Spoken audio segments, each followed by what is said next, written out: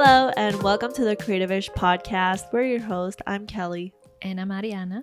And if you're a new listener, Creative-ish is a podcast where we discuss all the ups and downs of being a creative in your 20s, life and business, and everything in between. So that's what you can expect every time you tune into a new episode. If you're a new listener, welcome in. Thank you so much for choosing us. Today's episode is all about identity and building identity capital. The inspiration for this episode came about because I recently discovered this guy called Sahil Bloom. He's a thought leader. He has a newsletter. And I was going through his archives and I found this old newsletter of his that's called 23 Lies You've Been Told About the World. And one of the lies is that money is the only type of wealth. And he basically talks about how the constant pursuit of money robs you of building out other types of wealth. And the other types of wealths that he's talking about are your social wealth, your relationships, your mental wealth, like your mental wellness, mental health, your knowledge. And then there's also physical, which means your physical health. And there's also time, which means your time freedom. Basically, he talks about if you're only focused on building money, you might miss out on building out rich life experience through these other types of wealths. And that really resonated with me. I've also been hearing this other term called identity capital. I've heard a lot about it on TikTok. Identity capital is basically about building richness in your life through diverse experiences, diverse skills, and putting yourself in diverse situations and constantly putting yourself out there to build identity capital. Basically, becoming a well-rounded person. The way that I like this with the whole Sahil Bloom, money is not the only type of wealth, is because, there's money capital and then there's identity capital, which is kind of like a mix of the 4 other wealths that he's talking about. Yeah, it's also your personality, basically. If you want to look for a synonym of a word, identity capital is basically having a personality or developing a personality. I think it's your life resume, where you've been, where you plan to go, and how much interest you have in the world and the people around you, and how much you want to grow as a person. Exactly. And we also have here a definition that I wrote down from Meg Jay, which is the author of The Defining Decade, which is her book that made popular this term of identity capital. And the decade that she is referring to in her book, The Defining Decade, is your 20s. During your 20s is when you should be focused on building identity capital and all those sorts of experiences to build yourself up. So here is her direct quote. It goes like this: Identity capital is our collection of personal assets. It is the repertoire of individual resources that we assemble over time. These are the investments we make in ourselves, the things we do well enough or long enough that they become a part of who we are. Some identity capital goes on a resume, such as degrees, jobs, test scores, and clubs. Other identity capital is more personal, such as how we speak, where we are from, how we solve problems, how we look. So as you can see, it is an extremely important investment, and sometimes you can hear the term and it feels a bit corporate-ish, but it's actually a term that can be used throughout your entire life and in other aspects of your life. And it's also something that we are building, even if we don't know the correct term for it. Yeah, our identity is built through time. We are always adding or taking stuff away from our identity constantly. And I was thinking about this analogy, we all come to this earth as an empty SD card based on our family, our friends, our culture, everything that we learn in school, what we consume on the media. Those are all things that are going in the SD card and kind of forming this identity for you. Yeah, so being a teenager, a child, kind of your identity is kind of defined for you in a way if you are still under your parents' roof, or you're kind of still I don't want to say brainwashed, but some people are kind of following the path that they've seen their parents do or their family or their culture. Yeah, because they're influenced. Yeah, when you're around people that think a certain way, you're ultimately gonna mirror all of what they do. And basically, your 20s is the perfect time to just kind of like zoom out and look at everything that's in the SD card and question if you want to keep following that path or if you want to find a new path and kind of like build a new identity for yourself. And that's kind of like what identity capital means when you're actively building it, when you're aware that things are going in the SD card, things are coming in, and you can put a filter in what's coming in, as in like, I want to put stuff in my SD card that, you know, makes me smarter, that makes me wiser, that makes me a more well-rounded person, that makes me a more active participant in the world, a more active participant in my community.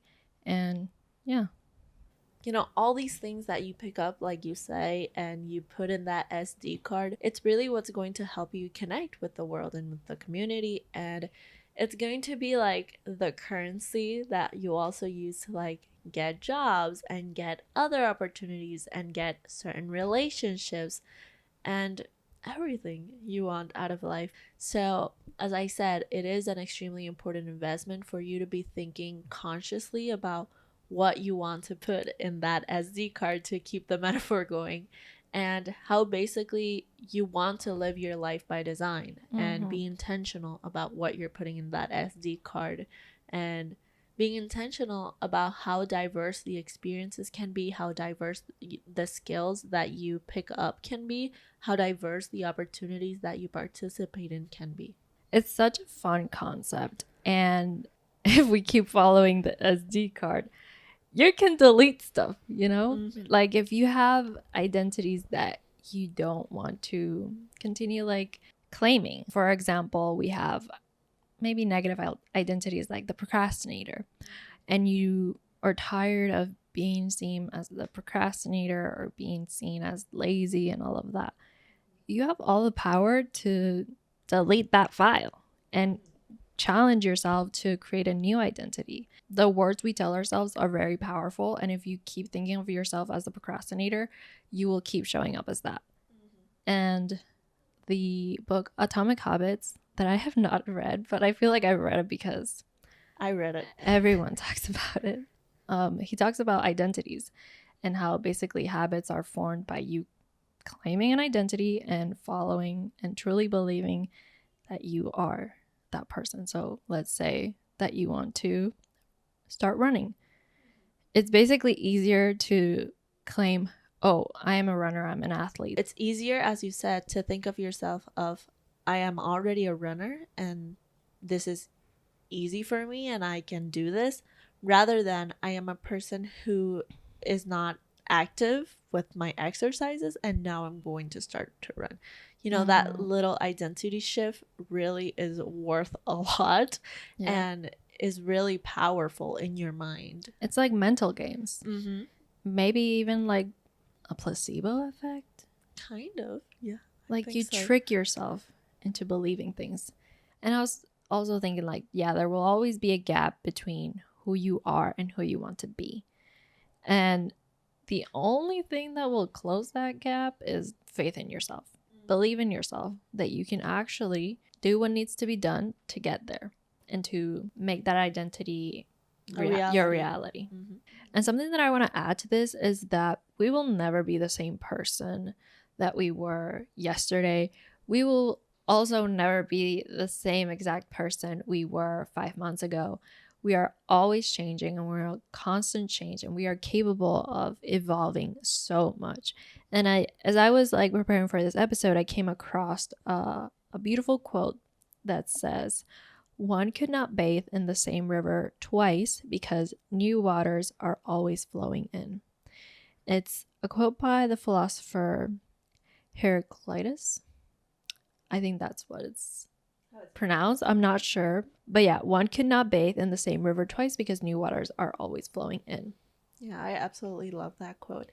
And this whole thing about shifting identities also reminds me in a less philosophical way, but like for example, when 2022 was over, like this trend of people doing like their 2022 eras, we go through so many phases during the year and we take on so many identities throughout one year. Like imagine in 5 years, 10 years, like we just pick up so many different identities. So your Mhm. identity is constantly evolving, just like that quote. You know, you're not going to be the same person always. So if you are in a place that you are not completely happy with right now, trust that you can change. Do what needs to be done so that you can change.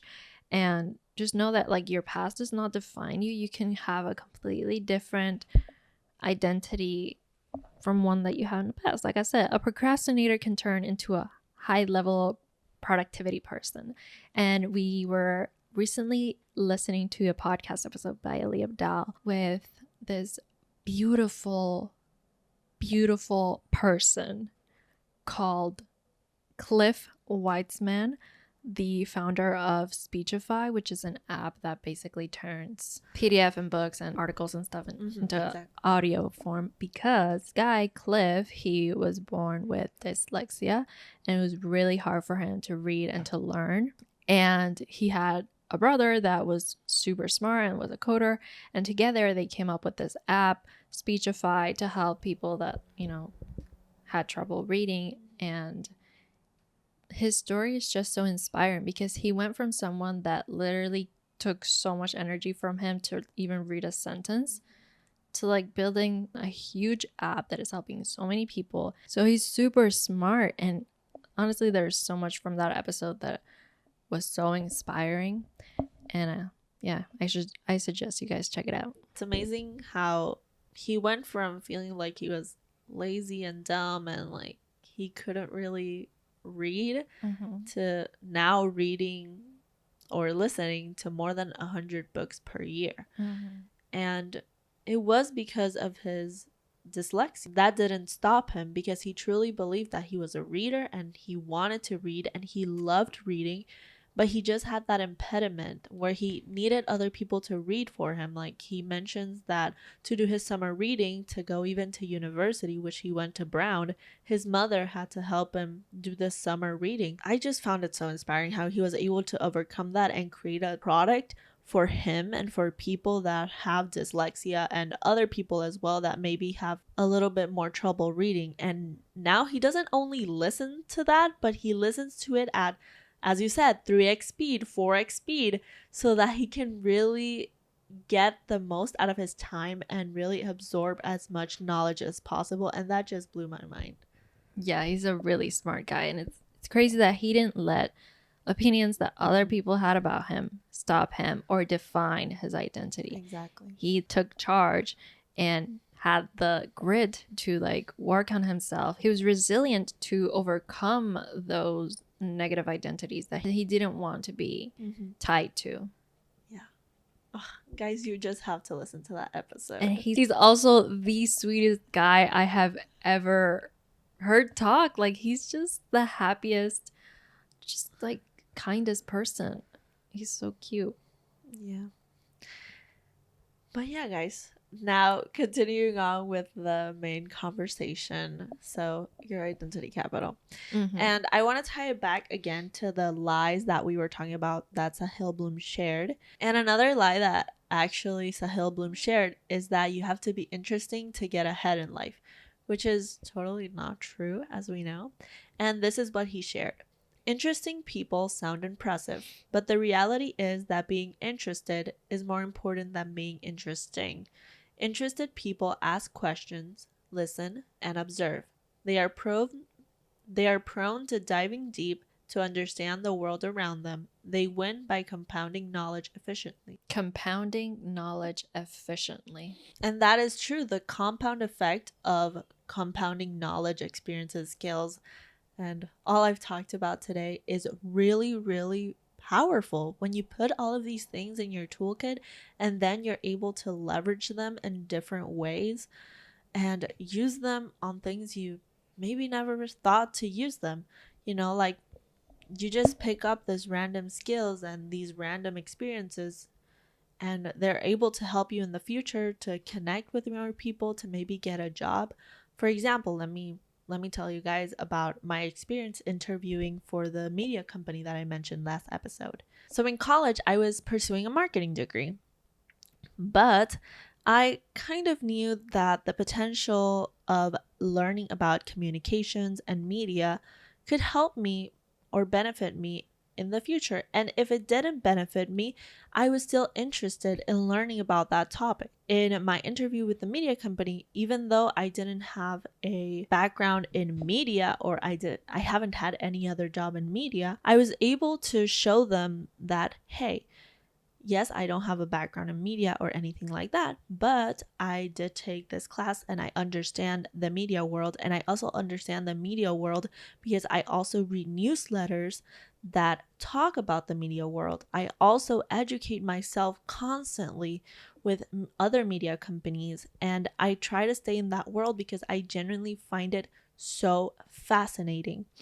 And that is part of my identity. I am a person that finds the media world extremely fascinating. So that was what was able to help me. Just you showing off those skills and just showing off your personality and how you are. What makes you you? Exactly. What makes you you. And just using that and leveraging your identity capital. I was also able to talk about the work I do for Aria Studio and how, hey, I also know web design, and hey, I also have my own podcast, so I'm perfect for your company because I understand the world of podcasting. I also stay on top of the podcasting news. So just to sum it all up, that's basically how you compound everything and just bundle it up, and that's what makes your identity capital so extremely fascinating and makes it be powerful for you to get those opportunities in the future. Exactly. And I'm just going to try and throw in a wild analogy here, but you have to look at your life as like your library, and it's filled with either a bunch of really diverse, interesting books, or you have a really stale collection of the same books over and over that are maybe slightly different but have the same plots and stuff like that.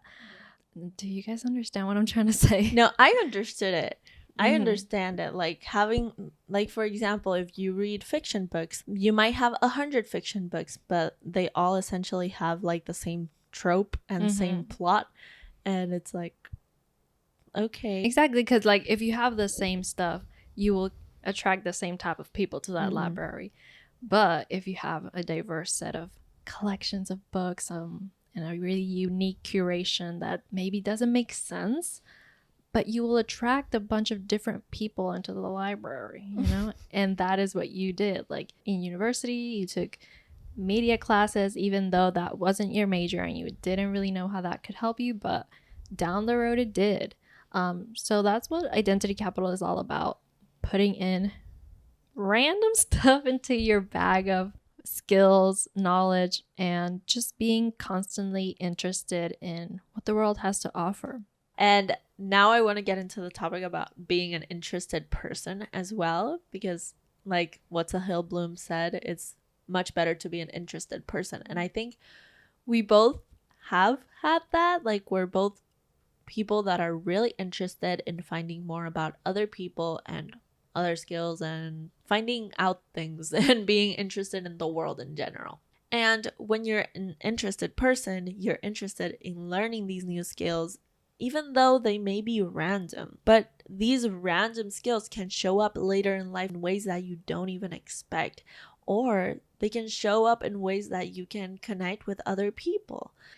So if you want to stand out, let's say you want to stand out in a sales call with a potential client, in an interview for a job, or any sort of environment where you're interacting with people. Also, like if you're trying to make new friends, being an interested person is key because it essentially shows that you have layers, and people are very interested in people like that. People that are not just one-sided. Being one-dimensional is not very interesting. And I was also thinking about this on how when you're in your early 20s, you shouldn't be striving to be one-dimensional, to be good at just one thing, to be trying to become the expert at whatever industry you're in. You should really be like trying to diversify and maybe being more so a generalist, because that will teach you more about yourself, more about the world, and it will help you later on, when you do want to claim the identity of the expert in this field, I think that maybe your 30s and your 40s are for when you really can like dive in and really become the expert. I think of Seth Godin and how he is the marketing guy, but he's also like so interested in so many other topics. And your early 20s are for that. Like, stop trying to fit into this one box and dabble on 100 boxes. And this is something that the YouTuber Ali Abdaal actually talks about, because he says that when he first started YouTube, he was doing videos that were for like a version of him that was 2 or 3 years younger. So that version of him that was trying to get into medical school. And so his videos were about that: how to get into medical school, how to study for exams, how to write essays, stuff like that. Stuff catered to students. Now he is 27 years old. He has a thriving business, and now he talks about a completely different set of things, because he is talking to like a 23-year-old version of him or a 22-year-old version of him. And so now he talks about productivity and investing and side hustles and all those sorts of topics. So when you look at his YouTube channel, you can see that there's a diverse range of topics when you go down, and you can see like when this identity or this change happens and how it evolves over time. And that is basically what happens with you as well. Yeah, Ali is also such a good example because he had such an interesting pivot. He went from being a doctor to being a YouTuber, but he also like knows how to code. He's also like a teacher, you could say. He has multiple courses, which, by the way, we joined Part-Time YouTuber Academy, which is one of his courses. Very excited about that. Yeah, we literally joined that last night. Yeah, we'll see how it goes. We'll keep you guys We'll updated. circle back with updates. Yeah. By the way, did you know that he made 200K in 10 minutes from the part-time YouTuber course? I didn't know. How did you find that out? I saw it on TikTok.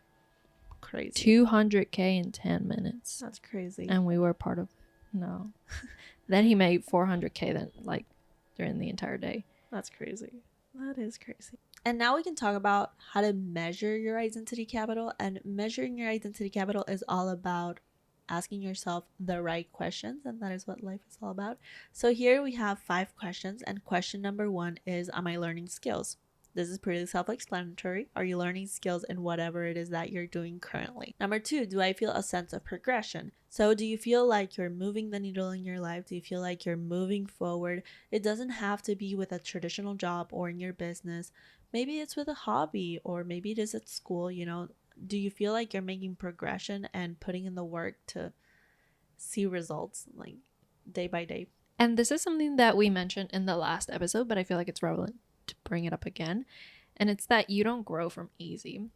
And if you truly want to see progression in your career, in your business, in your life, or in whatever aspect, you need to challenge yourself, and you need to put yourself in situations that make you feel a little bit uncomfortable, because the easy doesn't make you grow.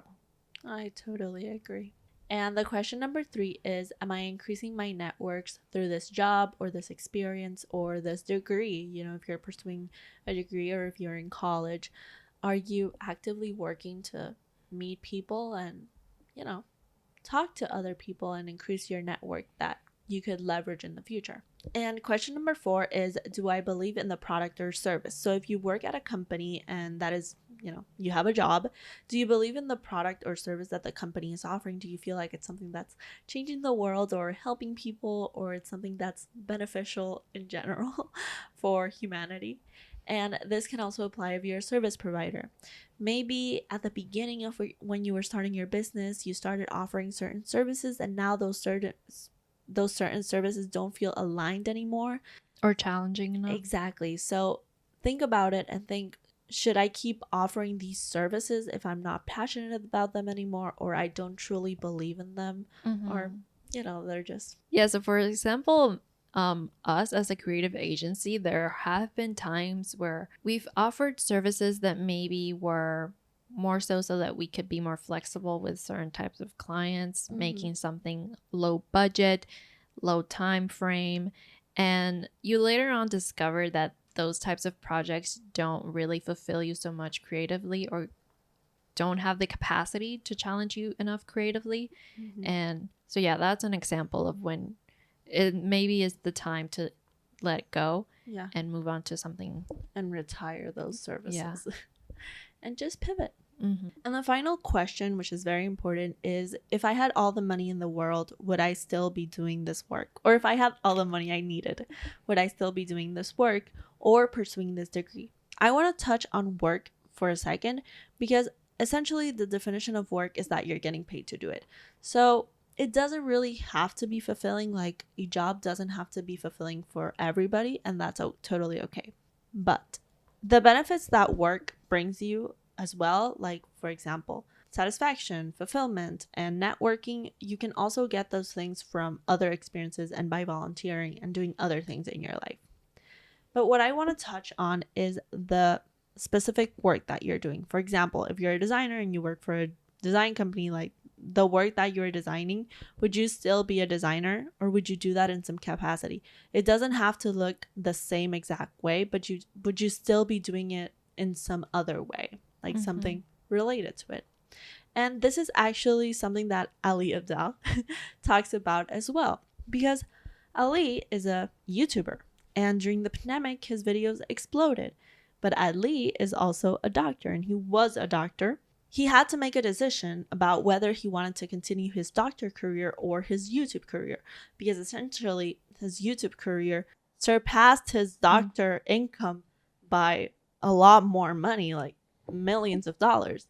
So he needed to make a decision as to whether he would stay in his doctor job for, those other benefits like fulfillment, and because he was actually passionate about it, or if he wanted to continue his YouTube career. And it wasn't a decision around money. It was a decision around what he is more passionate about and what he believed that would give him more opportunities. And ultimately, he decided to go with his YouTube career, not only because it gave him more money, but because it allowed him more opportunities to meet other people, to be able to teach, which is something that he loves to do. And yeah, it just increased his overall effect. And he just believed he couldn't make that same impact by being a doctor. He believed he could make more impact by being a YouTuber. And it was something that brought him more joy as well. Definitely. And a lot of people have this belief that sometimes a job is just a job and work is just a tool to pay bills. But I mean, I would challenge that sometimes if you have the capacity to, because maybe you're not being creative enough. Maybe you haven't found your thing because you're not being curious enough about the world, that you only think that this line of work, it's so boring, but I'm going to keep doing it because it pays the bills. So yeah, and on the example of Ali, the way that he was able to make that decision of leaving his doctor path and pursuing his YouTube path, which is like more of a non-traditional path, is because, he valued more like the flexibility that came with being a YouTuber, and also he valued the community and that he was able to teach and all of that.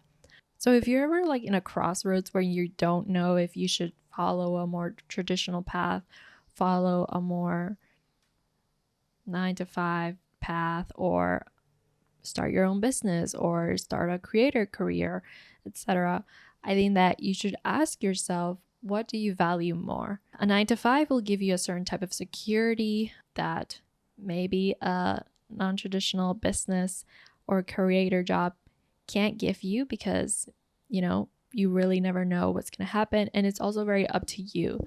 When you run your own business, it's up to you to show up daily. It's up to you to have that consistency and to have that tenacity to get the money from somewhere. Some people just don't have that. They don't even want to deal with that. They just want to show up somewhere, get paid. Maybe the job is just a little fun and that's enough for them, and they can find fulfillment in other places in their life. But yeah, just ask yourself, what exactly do you value more? Do you value flexibility? Do you value security?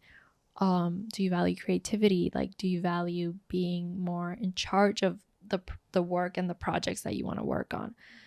So that in that way you can also maybe get a 9-to-5, but a 9 to 5 in a place that can give you more flexibility. So for example, we in the last episode we talked about startups and joining smaller companies because you can have more flexibility to try a bunch of different things inside the company. Yeah, also question, because a 9 to 5 won't also give you all of the security, like as we're seeing with the layoffs. Mhm. Like you can get laid off in a heartbeat and then you're like left with nothing. So that is why it's also so important to diversify and try to monetize your skills in different ways. Yeah, I totally agree. Finding out what your values are is something that's going to be very beneficial for you, and it's going to help you make decisions faster and more intentional as well. Yeah, definitely. And now we're going to run through a list about ways to grow your identity capital. And maybe you can find some inspiration in it and, put them in action. So I'm going to run through it real quick. So, number 1, give back to a cause that matters by volunteering your time. It's just going to help you shift perspectives and see things from a different point of view. Number 2, learn something new, such as reading books from multiple genres. For example, if you're a person that is in the self-help or business wagon, maybe try your hand at fiction or maybe a murder mystery, or just diversify the types of books that you read. Recently, we read The 7 Husbands of Evelyn Hugo, and we cannot recommend it enough. It was a book that gave us like that book hangover, and it basically, I think, helped us fall in love with reading again. Exactly. Oh, it was so good. It light up a spark for reading again. So self-help books sometimes don't have that effect. And what we were talking about, like building your library, like so yeah, read different types of books. Another thing you can do is listen to TED Talks and podcasts for inspiration, which recently we've been on our podcast grind. We're always on our podcast grind. Always. It's the daily routine. What I have shifted in my podcasting routine is that I am trying to incorporate more informational style podcasts. So I was in a wave of more entertainment, conversational podcasts, and now I recently found this podcast that I am really enjoying.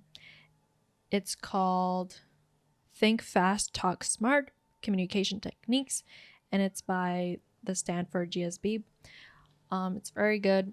So I'm trying to get better at speaking and communicating.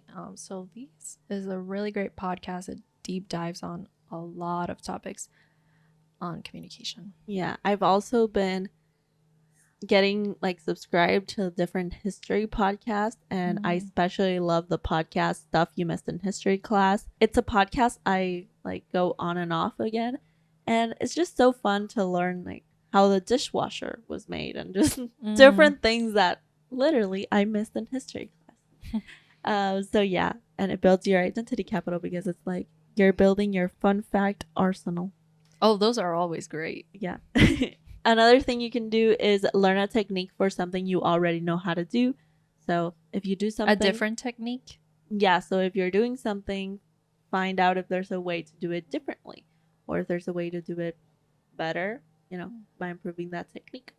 Another thing you can do is attend a workshop for something you'd like to know more about, and bonus points if it's a live workshop, like somewhere you can go to locally to meet people. Another thing is learn a new language. So download that Duolingo app and get those lessons. Another thing you can do is to engage deeply in some sort of personal expression or creative project, such as trying your hand at a DIY project, start a collection of something you enjoy, and start a side project. Yeah, start a side project. Start showing your work if you're a creative. And for this, I also have the book recommendation, Show Your Work by Austin Kleon. It's such an amazing book. After you read it, you're just going to feel a lot more empowered to share your work. Other things you can do is make a bucket list for the year, actively work to check off those boxes.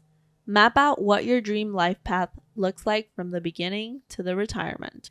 I recently did this. I actually started backwards. So I put the goal for my late 20s, and then I worked backwards on all of the milestones that had to happen for me to get there. And it's very helpful. If you don't have a plan, you don't know where you're going. And the final thing I have here is to write letters to older versions of you and write in them what do you hope you have achieved by them.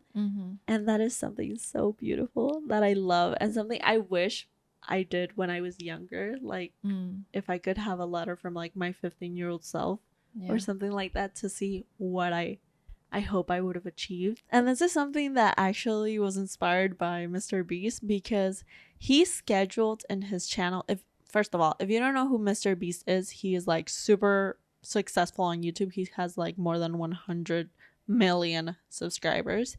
And when he was younger, like in his very, very early 20s, maybe even a teenager, he did like these video capsules, like to be scheduled to be published, like 1 year of doing YouTube, 5 years of doing YouTube, 10 years of doing YouTube. I think maybe there's even a 20 years of doing YouTube. Anyway, the reason I'm saying this is because it's so crazy to see how his growth like was so much bigger than he could have ever imagined, because that's what he did. He was like doing his video and he was like, this is what I hope you have done by then. This is what I hope to have achieved by this age.